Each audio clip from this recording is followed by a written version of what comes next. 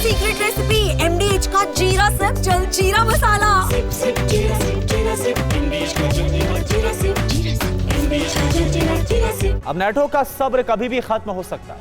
अगर एक बार संयम टूटा तो यूरोप में भारी विध्वंस के आसार हैं, क्योंकि रूस लगातार यूरोपीय देशों में ड्रोन भेज रहा है। लेकिन अब पोलैंड में जेट भेजकर फिर से नेटो को चैलेंज किया है। नेटो ने इमरजेंसी मीटिंग बुलाकर यूरोपीय देशों को रूसी ड्रोन देखते ही मार गिराने का ऑर्डर दे दिया है, जबकि रूस ने हालात देखकर अपनी मिसाइलें वॉर रेडी कर दी हैं और परमाणु ठिकानों को अलर्ट मोड पर डाल दिया है। देखिए आप।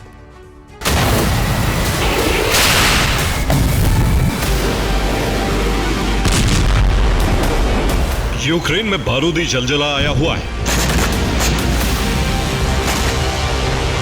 नाटो के हथियारों से यूक्रेन पहले से ज्यादा आक्रामक हो चुका है।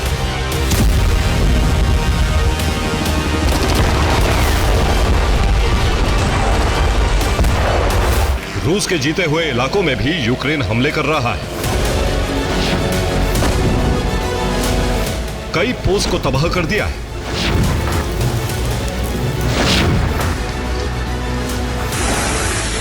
कई जगह से रूसी सैनिक पीछे खदेड़ दिए गए।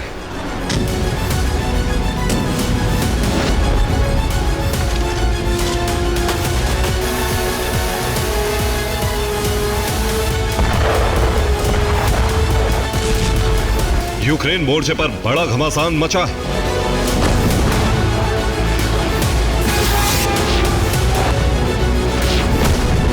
जबकि रूस यूक्रेन से आगे की योजना बना रहा है।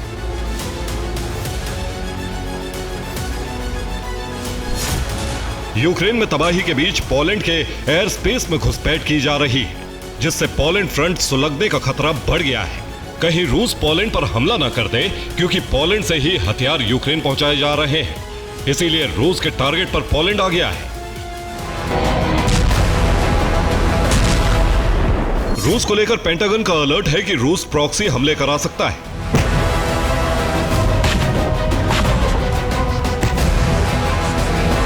सिर्फ सैन्य ठिकाने ही नहीं, बल्कि एनर्जी सेक्टर पर भी रूस हमले कर सकता है। इसके लिए रूस लगातार पोलैंड के ठिकानों की जानकारी जुटा रहा है।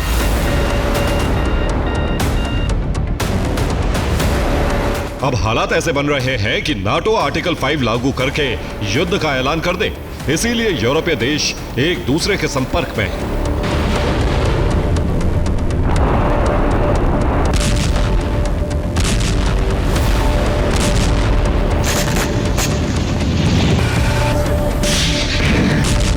अमेरिका को जानकारी दे दी गई है, जैसे ही ट्रंप से ग्रीन सिग्नल मिला तभी नाटो रूस पर हमला कर सकता है।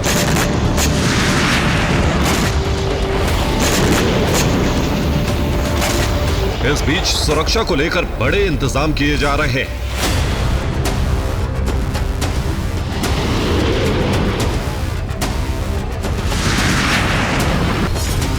बाल्टिक देशों में एयर डिफेंस लगाए जा रहे हैं।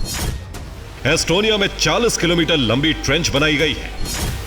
लिथुआनिया में युद्ध अभ्यास चल रहा है, जबकि लातविया में एटमी बेस बनाने की तैयारी है। इसके अलावा पोलैंड में सुरक्षा घेरा तैयार कर लिया गया है।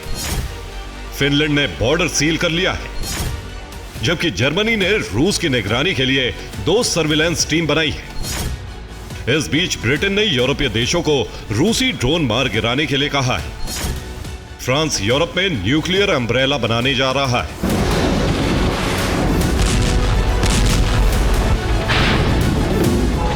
यानी हालात बिगड़े तो यूरोप में परमाणु युद्ध भी आरंभ हो सकता है।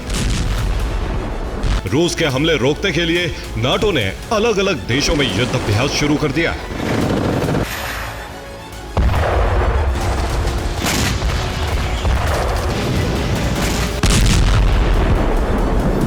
पोलैंड रूस में नए टकराव की वजह इस बार रूस का फाइटर जेट का भेजना है। बाल्टिक सागर में पोलैंड का ऑयल प्लेटफॉर्म है। पोलैंड की ऑयल प्लेटफॉर्म का नाम पेट्रो बाल्टिक है। पोलैंड की जमीन से बाल्टिक सागर ऑयल प्लेटफॉर्म 70 किलोमीटर दूर है, जहां समंदर में 1500 मीटर गहराई से तेल निकाला जाता है। पहले रूस ने पोलैंड की राजधानी के पास ड्रोन भेजा और इसके बाद पेट्रो बाल्टिक पर 2 जेट्स भेजे। वाइल प्लेटफॉर्म की सुरक्षा क्षेत्र में दोनों जेट घुसे थे जो 150 मीटर नजदीक तक जा पहुंचे थे। रूसी जेट के पहुंचने पर सायरन बजने लग गया। तभी पोलैंड के मेलबॉक एयरबेस से 2 जेट उड़े। पोलैंड के जेट पहुंचते ही रूसी जेट चले गए। ड्रोन के बाद रूस की यह दूसरी बड़ी घुसपैठ थी। देखिए आप।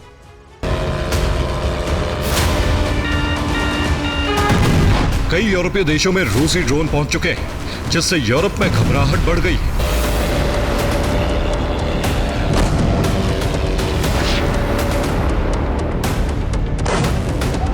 दरअसल इसके पीछे रूस की थ्योरी है कि वो नाटो की तैयारी और ताकत जांचना चाह रहा है।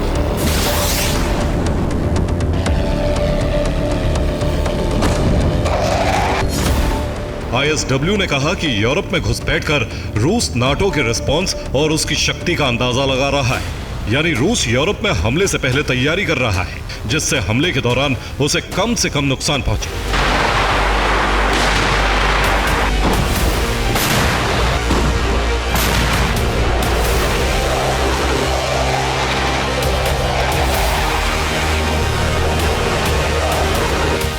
यूरोप और बाल्टिक देशों में रूसी घुसपैठ से नाटो इतना भड़क गया है कि अब रूस पर हमले की तैयारी में जुट गया है।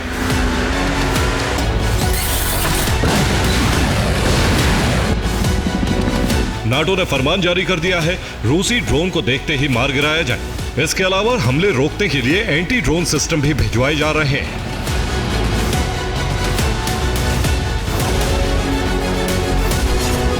रूस के टारगेट पर पोलैंड, स्लोवाकिया, रोमानिया, मोल्दोवा और बुल्गारिया है, जहां नाटो मिलिट्री बेस बनाकर ड्रोन इंटरसेप्टर लगा रहा है। जबकि बेलारूस और हंगरी पर रूस हमला नहीं करेगा, क्योंकि बेलारूस और रूस दोस्त हैं, जबकि हंगरी का झुकाव भी रूस की तरफ है। जबकि बाकी 5 देशों पर रूस ने हमला किया तो वहां से पलटवार जरूर होगा।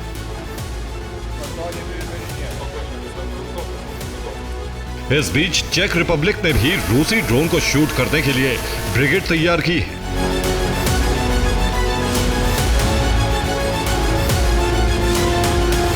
जबकि ब्रिटेन दूसरे विश्व युद्ध के बाद पहली बार अर्ली वार्निंग सिस्टम बनाने जा रहा है, यानी खतरा यूरोप में बढ़ता जा रहा है। पुतिन ने न्यूक्लियर हथियारों को वॉर रेडी करने का निर्देश दिया और इसमें ICBM टोपोल M हमले के लिए तैयार है। इसकी रेंज है 10,500 किलोमीटर, जबकि पेलोड क्षमता है 550 से 800 किलोटन। RS-24 यार्स ICBM की रेंज 11,000 किलोमीटर है और 3 वॉरहेड के साथ 600 किलोटन विस्फोटक ले जाने की क्षमता है। इसी तरह से R-36M इंटरकॉन्टिनेंटल बैलिस्टिक मिसाइल की जो रेंज है वो 16,000 किलोमीटर है और पेलोड की क्षमता है 550 से 1,000 किलोटन की। इसके अलावा रूस की सबसे लंबी दूरी तक मार करने वाली मिसाइल RS-28 सरमट है और इसकी रेंज 18,000 किलोमीटर है और पेलोड क्षमता 500 से 1,000 किलोटन है।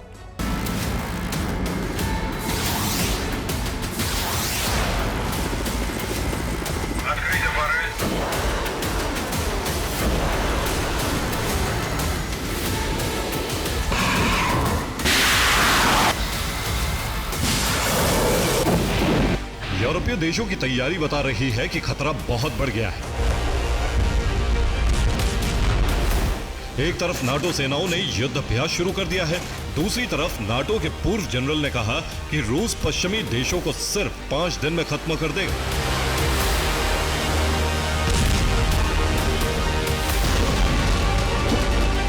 यानी रूस इतनी तादाद में विध्वंसक हथियार बना चुका है कि वो नाटो से युद्ध होने पर भारी पड़ सकता है।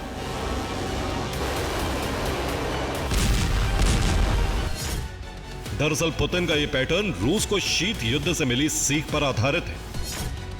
रूस अब किसी भी कीमत पर नाटो को पलटवार का मौका नहीं देगा। साथ ही रूस यूरोपीय देशों को एकजुट होने से भी रोकेगा। इसलिए रूस के टारगेट पर पहले छोटे देश हैं। जो रूस के एकदम पास है वहां रूस विस्तार करेगा, फिर यूरोप के ताकतवर देशों से टकरा सकता है।